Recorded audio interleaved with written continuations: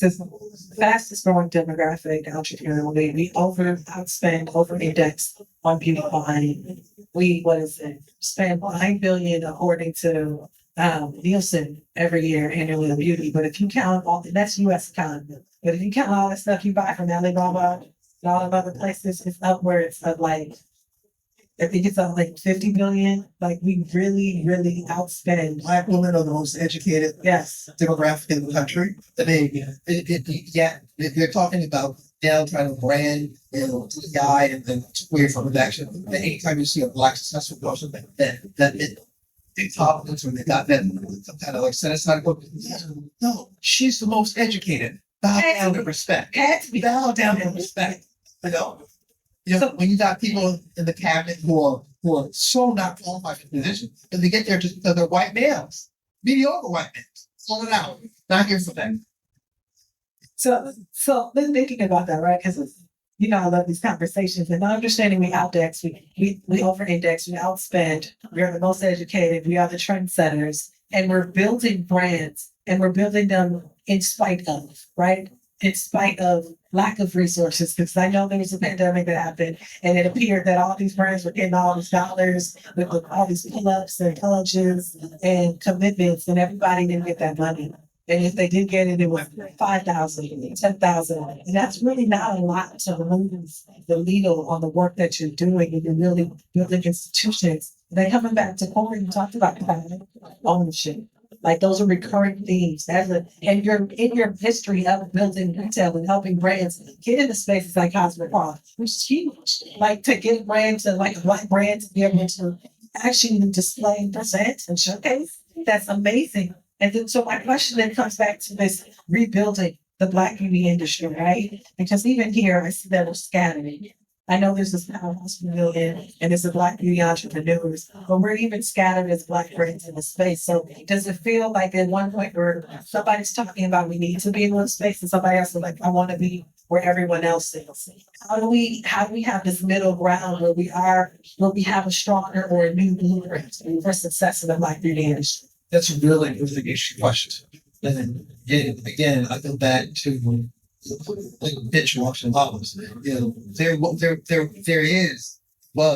is a seed of a movement to take the Black hair care section and move it to the general market on it. So now if you go to Walmart, there's one hair care section. There's no Black hair care section. There's one.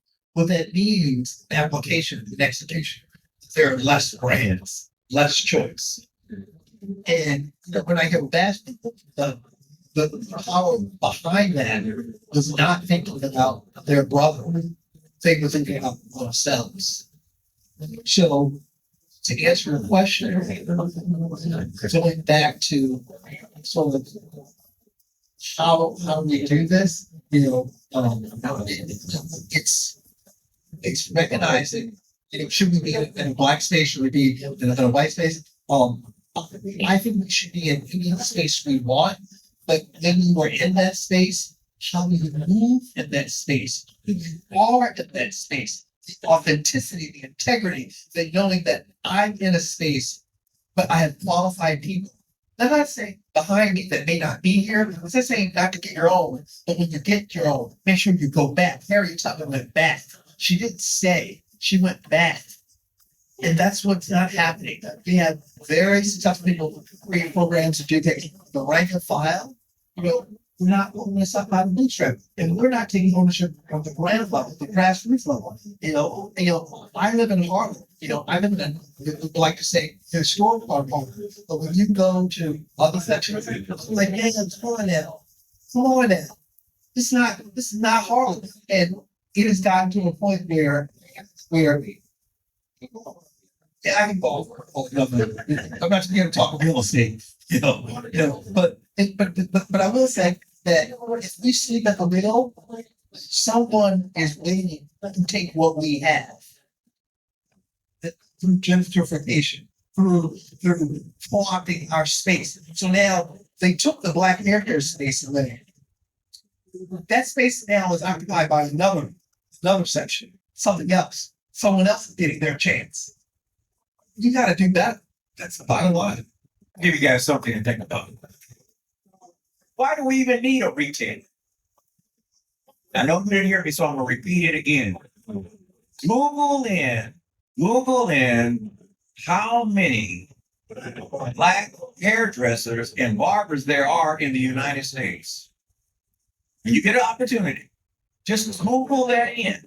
How many black cosmetologists, stylists, whatever you want to call it, barbers, that they are.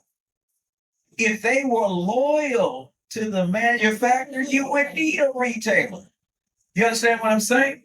You would need a retailer because they can kind of talk about pooling your money together.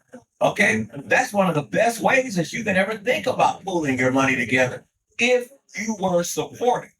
And here's what I hear people say: they says, "Oh, well, I want to be supportive, but they went and they put it into the retail stores, and I can't compete with the retail store." You know why they wouldn't put it in the retail stores? Because you guys want to buy one or two of something every 2 or 3 months. How can anybody stay in business that way, right? You want somebody to drive all the way across town to bring one bottle of shampoo to you, or drive across town to bring one product to you. Okay? None of us can stay in business if we operated. What if your clients came to you one every other 3 or 4 days? How long could you stay in business? See? So you force them to have to go to the retailer to be able to put it in there. Because I guarantee you that retailer's not just buying 1 or 2 or 3 shampoos when they show up in order to be able to buy it. So that's how we pull our resources together. We have enough cosmetologists and barbers in the United States that if we was just loyal, keyword is loyalty. You are loyal. Everybody said, "I'm gonna buy a dozen of this every month." You just made a commitment. "I'm gonna buy a dozen of this every month." And you take the millions of cosmetologists and barbers that make that commitment, you wouldn't be talking about retail space or Walmarts or any of these others, because that's how you would be able to keep the brands going. Wait, I want to say something. I want to chime in next. Yeah, we spoke about this.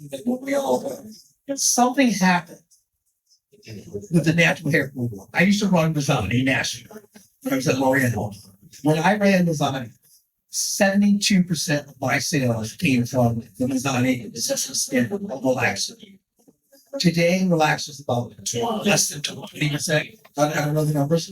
The shift when natural hair came and like the YouTubers came, there was a de-emphasis on the cosmetologists, on the professional hair person.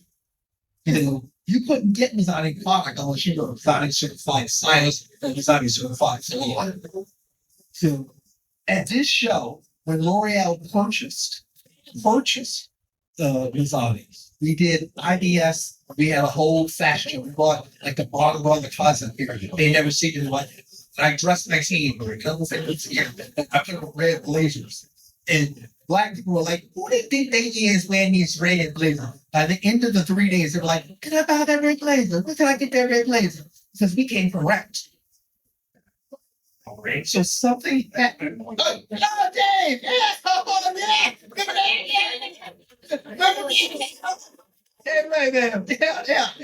Yeah. It was supernatural. Love to chime in. Yeah, okay. Well, I also want to have complacency. Complacency with brands. So I'm not going to put so much even on our community, because every day we're waking up, we're trying to fight to survive. We're trying to stay alive. And then when you're an entrepreneur yourself, you're having to think about taking care of your client, doing the janitorial services. Then you're thinking about doing your books, making sure you have proper inventory. And then the last thing you're thinking about is whatever you need. When did the brands even focus on the servicing side, right? And I think the biggest issue of the brands is not allowing themselves to become complacent. I think a lot of the relaxer brands were complacent when they didn't want to reinvest and innovate products to help support the professional community. That was a big miss, because I was the client in the chair looking at my stylist like, "What can you do?" And she's like, "I have nothing. I have nothing made available." Let alone it was only being given directly to the consumer, to us, and we didn't know what to do with it. It was very, very painful. And that's where I decided, I was like, this can't happen anymore, because I need an expert. I want the expert to my hair and my crown. I believe in the professional. It is stopped.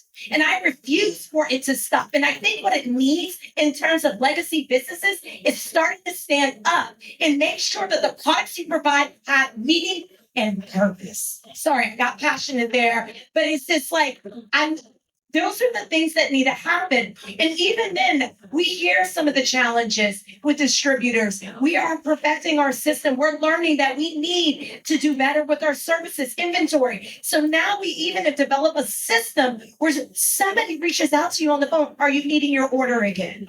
What do you need? What do you need? Do you need more education? Do you need more services? Do you need to know how to profit better so you're more sustainable? Do you need more work-life balance? Do you need more products to help the health of yourself and your clients? We're thinking and listening to the pain points, not just in the Black community, but here in America.